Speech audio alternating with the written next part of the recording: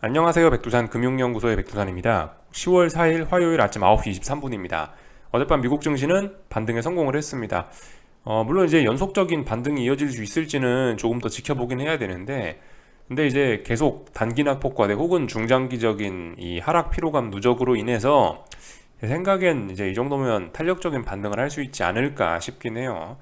지금 여기서 이제 이 반등할 때쯤인데, 계속 말씀드리지만 반등이 자연스러운 때인데, 반등하지 못하면 이제 뭐 바로 금융위기가 간다.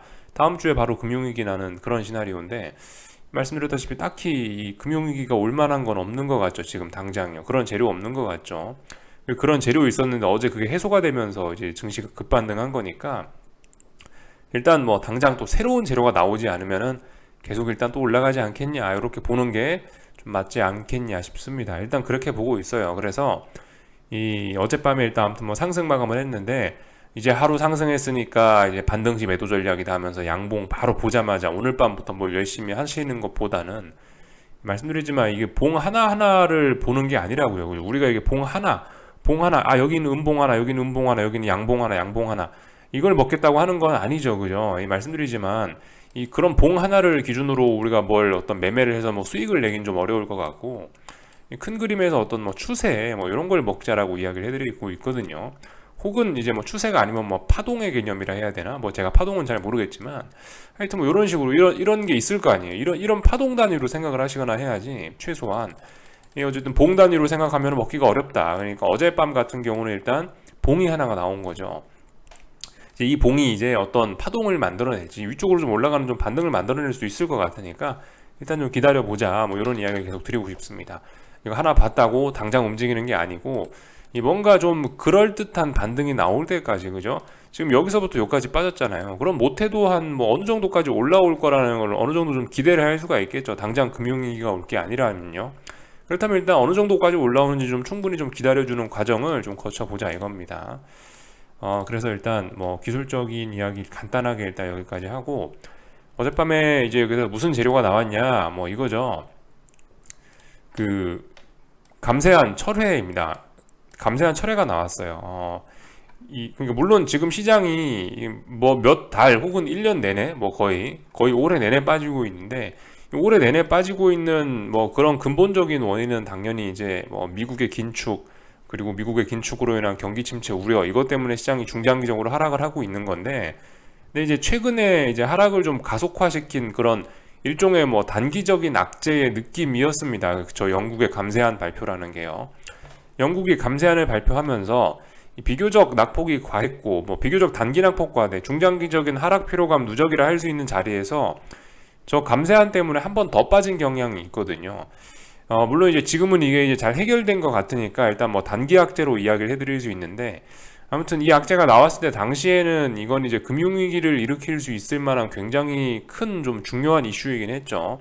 지금은 일단 해결됐다라는 가정하에 일단 단기 악재라고 말씀을 드릴 건데, 아무튼 그 단기 악재가 추가적으로 많이 빠진 상황에서 또 등장하는 바람에 증시가, 이 미국 증시가 전저점을 붕괴하는 그런 모습들을 나타내기도 했습니다. 그러니까 일단 그 최근에 그 전저점까지 붕괴시켰던 강한 하락을 만들어냈던 그 단기 악재가 해소가 됐으니까, 이제는 뭐 당연히 명목적으로 생각을 해봤을 때, 논리적으로 생각을 해봤을 때 반등을 기대할 수 있겠죠. 최근에 하락을 만들어냈던 그 악재가 해결이 된 거니까. 뭐 물론 이게 완전히 해결된지 어쩐지는 잘 모르겠습니다. 제 입장에서요. 뭐 영국 정치권을 잘 모르니까요. 근데 이쯤 되면 사실상 이제 이 감세안은 없어진 게 아닌가, 이 이슈는 완전히 없어진 게 아닌가라고 추측을 좀 해보겠습니다. 제 나름대로요. 이 그 새로운 총리가 자기 어떤 지지율 뭐 이런 측면에서 뭔가 어떤 새로운 정책을 내놓고 한 거였는데, 이게 큰 반발을 받으면서 철회를 한 거죠. 그러니까 지금 여기서 이거 또 하겠다라고 그러면은 금융시장 충격 및 아마 자기의 지지율도 아마 또 물 말아 먹을 거니까, 제 생각에는 뭐 또는 안 할 것 같은, 그죠? 이제 이 이슈는 완전히 끝났다라고 보는 게 맞지 않을까라고 이렇게 막연히 일단 생각을 해보겠습니다. 그래서 하여튼 이제 그 말씀드렸다시피 그 금융위기, 2008년 금융위기 책 보면서 느낀 거였는데, 큰 파이프에 이렇게 물이 흘러가고 있는 거고, 물이 흘러가는 와중에 어딘가 이제 크랙이 생기면, 균열이 생기면 이쪽으로 물이 팍 튀어나오고, 물이 튀어나오면 여기다 얼렁 테이프 갖다 붙여서 막고, 이거 막으면 또 다른데 크랙 생겨갖고 또 물 새면 또 여기 막고, 이런 식으로 위기가 계속 진행이 됐는데, 일단 하나는 일단 잘 막은 것 같습니다. 그죠? 하나는 잘 막았는데, 근데 이걸 잘 막는 와중에 이제 이걸 막기 위해서 양적 완화, 뭐 영국 중앙은행의 이 유동성 공급 조치가 지금 시행이 되지 않습니까? 아무튼 뭐 이런 점들로 인해서 하여튼 인플레 우려는 또 계속해서 또 갈 것 같긴 합니다. 그죠? 어쩌면은 이 파이프 안에 이 압력은 더욱더 강해진 것이 아니냐라는 생각이 좀 들기도 합니다.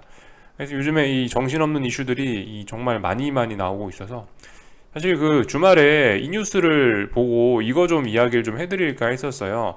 원래는 안 그래도 저도 감세안에 관련해서 좀 이게 지금 중요하게 시장을 끌어내리는 악재니까 이걸 좀 잘 봐야 되지 않겠냐 싶어서 이거 표결이 언제 되나 이런 걸 좀 알아봤었는데, 뭐 표결이 미뤄질 수도 있고 이 경우 뭐 한 발 양보하게 되는 셈이 된다 어쩌고 저쩌고 이런 이야기도 있어서, 야 이거 잘하면 이런 걸 재료로 해서 이 감세안 표결이 미뤄진다는 거를 뭐 호재로 봐서 시장에 반등할 수도 있겠다 이런 이야기를 좀 드리려고 했었는데, 아무튼 아예 이제 이게 철회가 되어 버렸습니다.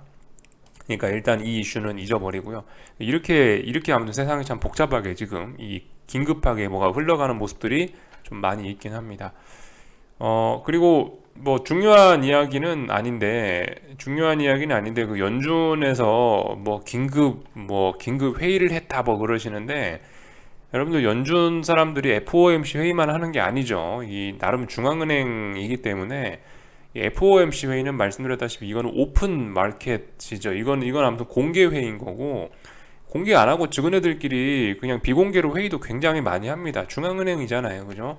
FOMC만 하는 게 아니에요. 그 사람들은. 여기 보시면 미팅이 굉장히 많습니다. 그래서 일부 이제 뭐 연준에서 뭐 긴급 회의를 한다, 이런 식으로 뭐 앞에 막 긴급이라는 단어를 임의로 갖다 붙여가지고 그렇게 이야기를 하는 거는, 그거는 좀 다소 좀 표현이 좀 너무 나간 게 아니냐라는 생각이 좀 있거든요. 연준이 긴급 미팅을 할 수도 있어요. 긴급 미팅을 할 수도 있고, 실제로 옛날 사례들을 보면 긴급 미팅을 통해서 뭐 급격히 뭐 금리를 떨어뜨리면서 위기에 대응하는 그런 사례들이 있긴 한데, 근데 한번 상식적으로 생각을 해보시면 지금 이게 어딘가에 조금 물이 새는 건가 이런 단계이지, 이게 지금 왕창 뭐가 댐이 터지거나 이런 게 아니란 말이죠. 당장 지금 큰 위기는 난 게 아니기 때문에 뭐겠어요 이게. 당장 지금 연준에서 긴급 뭐 회의를 해야 될 필요도 없는 거고, 긴급 회의를 한다 해도 할 만한 게 없는 겁니다. 지금 이 긴급이란 건 뭐예요? 이 유동성 위기나 뭐 신용 위기나 어떤 위기에 대응하기 위한 게 어떤 긴급이란 그런 의미를 가지는 거죠, 그죠? 긴급이란 게 그런 의미를 가지지 않습니까? 위기에 급하게 대응한다.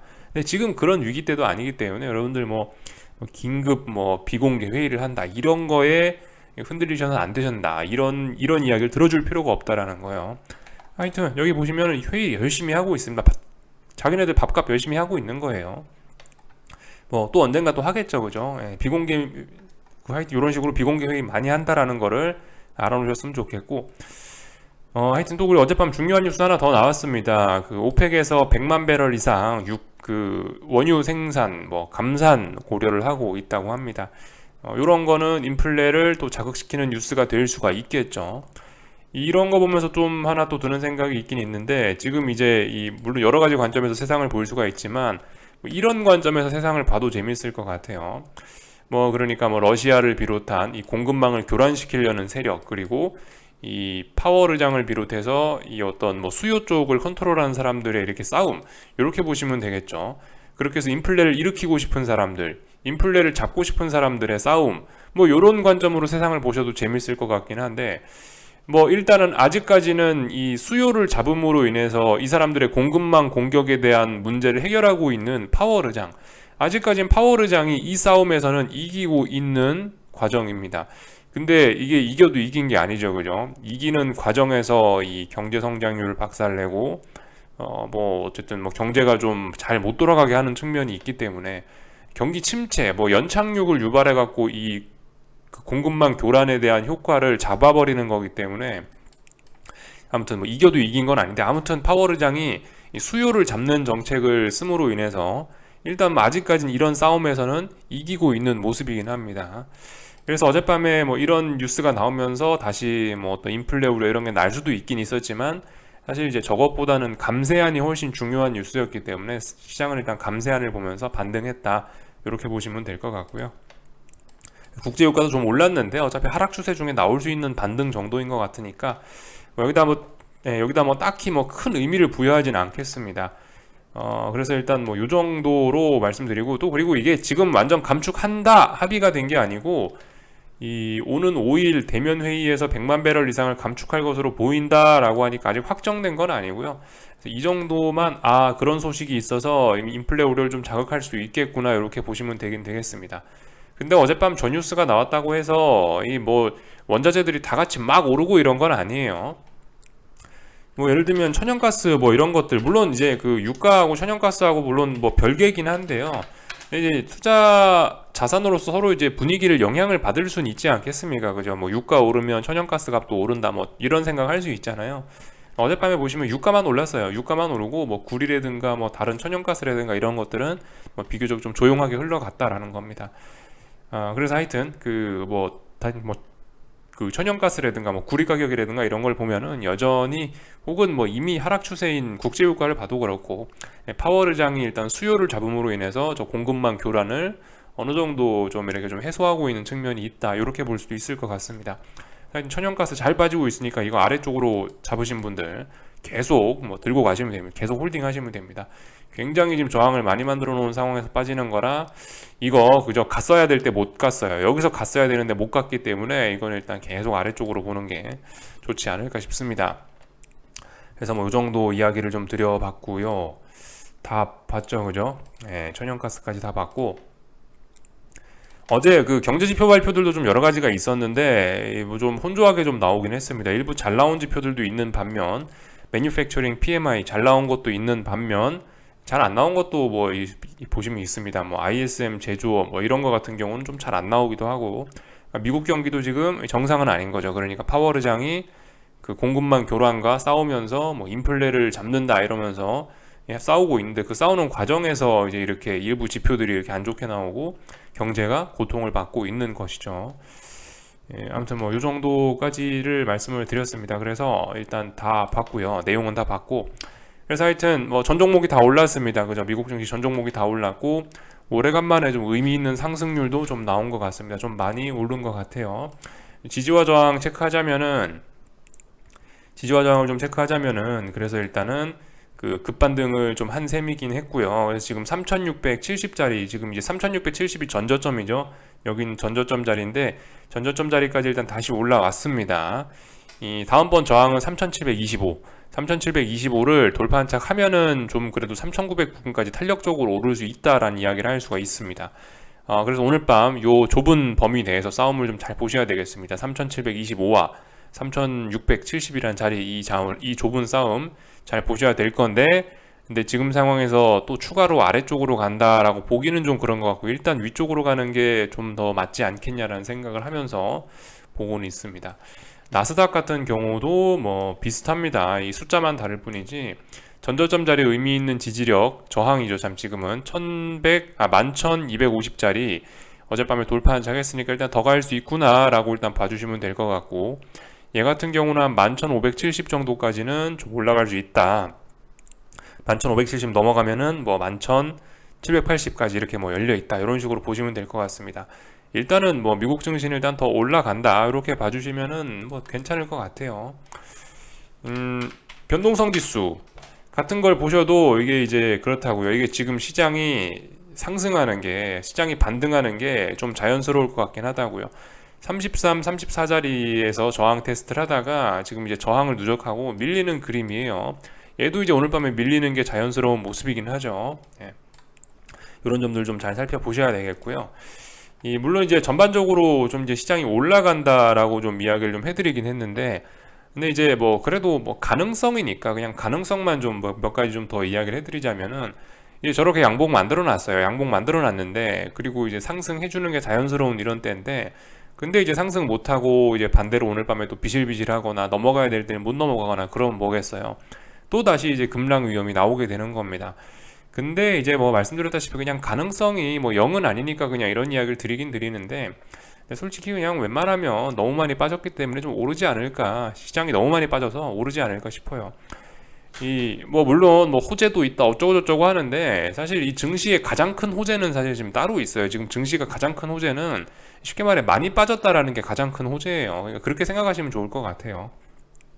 이거를 뭐 선반영의 개념으로도 말씀드릴 수 있긴 한데, 아무튼 그죠. 지금 제가 하는 이야기를 있어 보이게 표현하면 선반영이에요. 그게 이 증시가 보통 그렇습니다. 너무 많이 올라 버리면은, 너무 많이 오른 것 자체가 악재예요. 그죠. 결과적으로 주식은 싸게 사서 비싸게 팔아먹겠다는 그 장사를 하는 공간인데, 너무 많이 올라와서 더 이상 상승시킬 메리트가 없고 상승시키기에 부담이 되면은 그만한 악재가 어디 있겠냐고요. 그죠? 하락도 마찬가지입니다. 하락도 뭐 앞으로 어떤 악재가 나오고 아무리 경기가 안 좋건 간에 이 너무 많이 빠져버리면은 더 이상 빠질 수가 없게 되는 그런 게 분명히 있습니다. 근데 아무튼 지금 같은 경우 뭐 무슨 호재가 나왔네 뭐 지금 그런 게 중요한 게 아니고요. 시장 자체가 너무 많이 빠져 있어가지고 지금 같은 경우는 솔직히 너무 많이 빠졌다라는 것 자체가 이 시장을 상승시키는 호재로서 작용된다라고, 일단 뭐 저는 저의 관점으로 일단 그렇게 보고 있습니다. 뭐 동의하지 않으시는 분들도 많이 계실 수 있지만 아무튼 뭐 저의 관점은 그래요. 그래서 이런 걸 뭐라고 그러냐, 선반영이라고 그래요. 선반영. 그죠? 예. 그래서 아무튼 일단 반등할 것처럼 해놨는데 실제로 반등할 수 있을지 여부 좀 지켜봐야 되겠고요. 이 탄력적으로 반등을 하면은 또 다행인데, 탄력적으로 반등하지 못하고 특정 어느 정도 고점선을 놓고 이렇게 박스권으로 기어버리면은 이 다음번에 이거는 하락 목표치가 훨씬 더 커져버리는 그런 모습이 나타날 수 있겠죠. 탄력적으로 반등을 하면 그래도 반등했다 빠지니까 하락에 대한 목표치가 좀 적어질 수 있는데, 이 옆으로 기다가 빠지면은 하락에 대한 목표치가 또 굉장히 커질 수 있다는 점, 요 정도 뭐 기술적인 이야기 정도 하면 다 된 것 같습니다. 그래서 어젯밤 같은 경우는 뭐 그저 이 지금까지 시장을 하락시켰던 안 좋았던 것들이 이제 전부 다 반대로 작용하면서 뭐 시장이 올랐다 이렇게 보시면 되겠죠. 달러도 그래서 떨어졌고, 뭐 영국 그 파운드화 같은 경우도 이렇게 안정이 되고 있고, 뭐 영국 금리 같은 경우도 이렇게 안정이 되고 있고, 뭐 미국 금리 같은 경우도 뭐 저렇게 안정이 되고 있고, 전형적인 어떤 금융시장의 안정을 되찾는 그런 모습들이 나타나고 있습니다. 뭐 그래서 특별히 드릴 이야기는 없는 것 같고, 일단 반등할 것 같다 이 정도 이야기하면은 될 것 같아요. 그래서 일단 어느 정도 다 본 것 같고요. 그죠? 한국 증시 같은 경우도 오늘 일단 반등을 하긴 하겠죠. 그죠? 근데 이 좀 불안해 보이긴 합니다. 삼성전자가, 사실 저는 이제 이렇게 생각을 해요. 지금 상황에서 한국 증시는 삼성전자가 오르는 것보다 차라리 LG에너지솔루션이 반등하는 게 훨씬 시장의 상승에는 도움이 되지 않겠냐 싶긴 한데, 아무튼 LG에너지솔루션은 오늘 약세를 보이고 삼성전자와 하이닉스가 이 시장의 돈을 싹 다 빨아먹고 있으니까 오늘 사실 개별 종목 들고 계신 분들은 좀 서운하실 수도 있을 것 같아요. 그죠? 삼성전자와 하이닉스가 하여튼 제 생각엔 그런 건 것 같아요. 지금 지수 자체가 좀 워낙 많이 빠져 있다 보니까 지수를 끌어올리기 위해서 삼성전자, 하이닉스를 이용해서 일단 지수를 좀 확 끌어올리는 그런 플레이를 지금 세력들이 하고 있는 것 같다. 이렇게 일단 보고 있고요.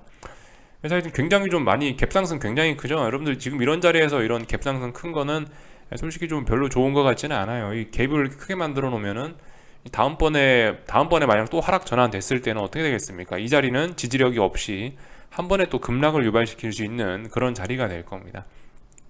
하여튼 삼성전자 중요한 어떤 저항은 어딜까요? 한 56,000원 정도 되겠죠. 예.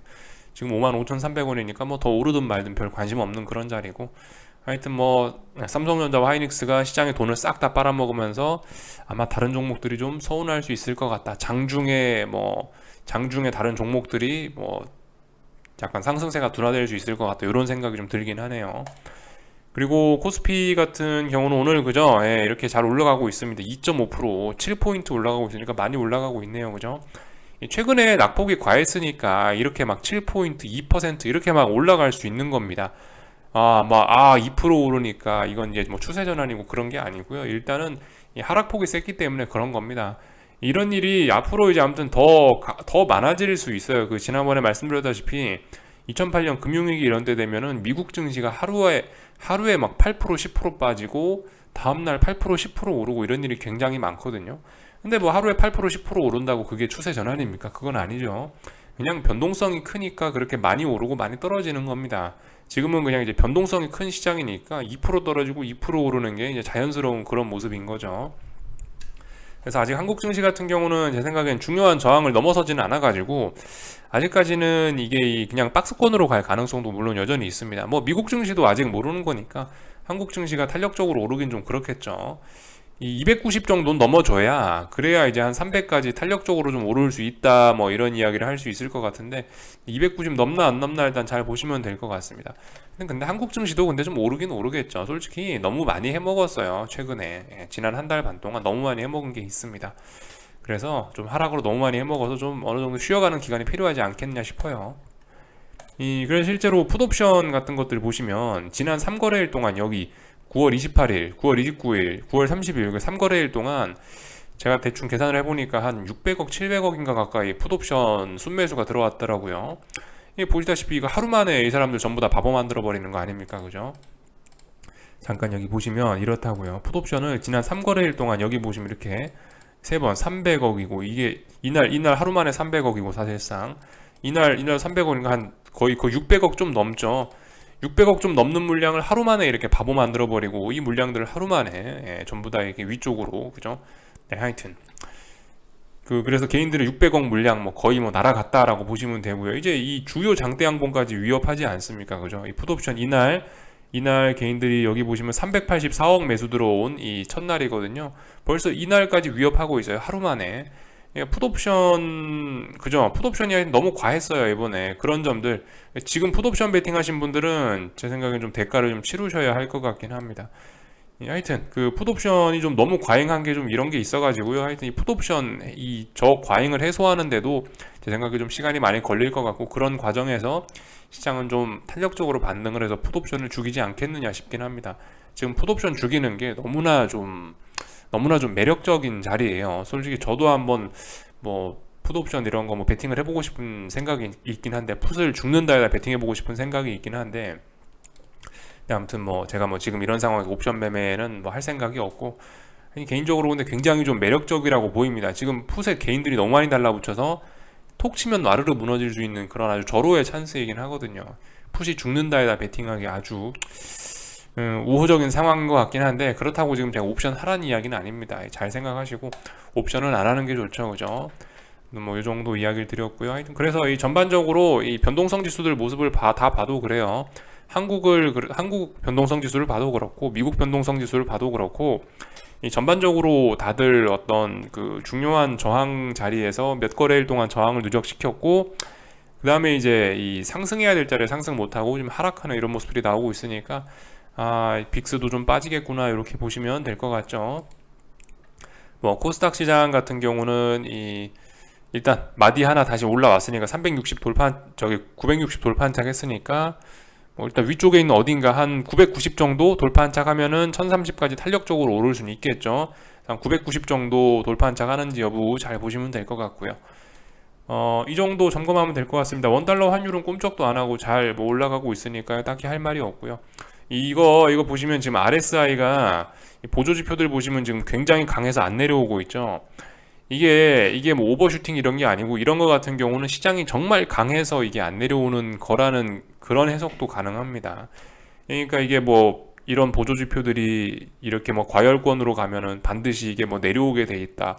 그러면서 이게 반드시 뭐 조정을 거치면 이게 뭐 이게 어떤 그 가격 조정을 거치면서 크게 떨어질 수 있다. 이렇게 해석할 수도 있긴 한데 이제 그런 관점보다는 근데 이렇게 안 내려온다라는 거는 이거는 지금 시장이 그만큼 강하다라는 증거로 해석이 될 수도 있습니다. 그래서 이런 거 같은 경우는 이게 해소가 되는 방법이 옆으로 그냥 쭉 기어가기만 해도요. 얘가 아래쪽으로 그러니까 원달러 환율이 아래쪽으로 내려오는 게 아니고 옆으로 그냥 쭉 기어가기만 해도 자동적으로 얘가 쭉 내려와 갖고 어느 정도 이 지표 과열이 해소되는 경우도 충분히 있습니다. 그런 점들 좀 한번 생각해 보셨으면 좋겠고 그래서 일단 뭐 여기까지 하겠습니다. 궁금한 거는 리플 남겨주시고 여전히 뭘 하는 게 아니죠. 그냥 가만히 있으면 되겠습니다. 궁금한 거 리플 남겨주시고 오늘 저녁에 뵙도록 하겠습니다. 여기서 마치겠습니다.